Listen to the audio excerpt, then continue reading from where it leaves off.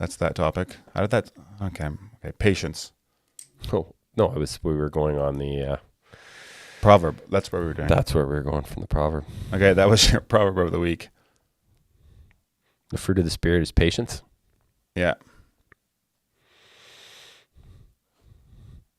You patient with your kids?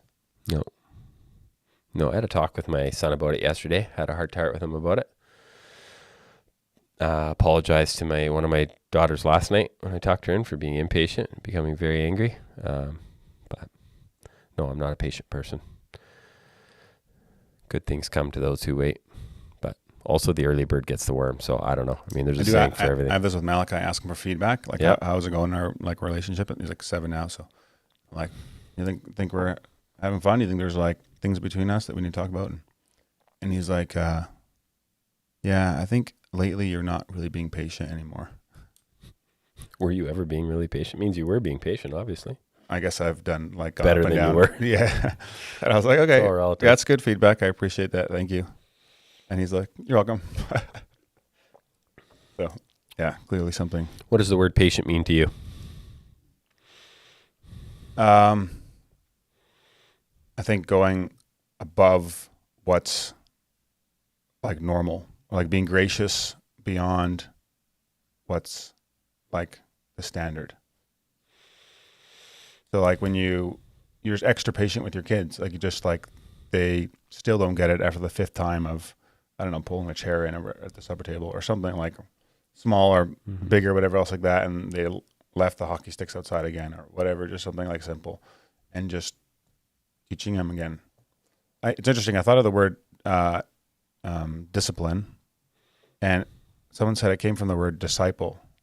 So you're discipling your kids. Disciplining is like discipling your kids. And so you're teaching them.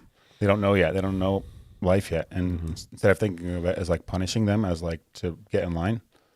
So I think it's thinking of it more that way.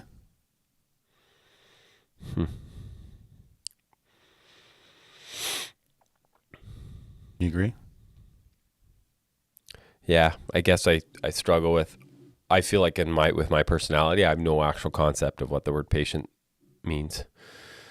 You know, they do those tests on those kids, little kids, where they say, hey, you can have 1 candy now, or if you wait 5 minutes, I'll give you 2. You know, do you want to wait 5 minutes or just take the 1 candy now? And every kid takes the 1 candy, or most do anyways. I mean, there's probably the odd kid. And I've always been the 1 candy now kid.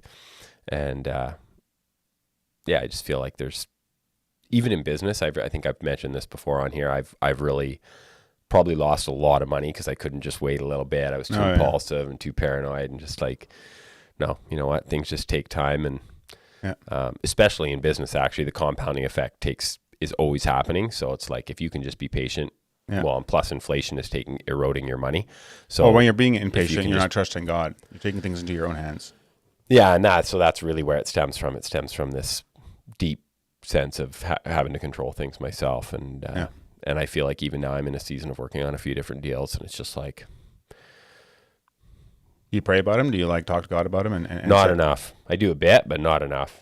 And probably just not enough actual prayer about it. Serious prayer. I pray, I've prayed for wisdom, and but I mean, like, am I really vague? Well, am I really willing to let it go if it's not meant to be? And I've had a few closed doors recently, but it's tough because sometimes, in life here we'll be working. I've had things where I had to work on, and it's like, oh, the door closes. Well, it means you're supposed to work harder. Like, doesn't necessarily mean just because something doesn't work out that, hey, that wasn't meant to be. It was maybe a detour. Yeah. Maybe it was just to teach patience. Yeah. So I think that can really vary depending on the situation, right? And those are things I struggle with. My personality has always been to try harder and to push things through. And so for me, just to be able to let things go and be okay. And I have felt the deep sense in the last, since we sold our farm in Greendale in 2020, like we had adopted 3 kids in that year or whatever.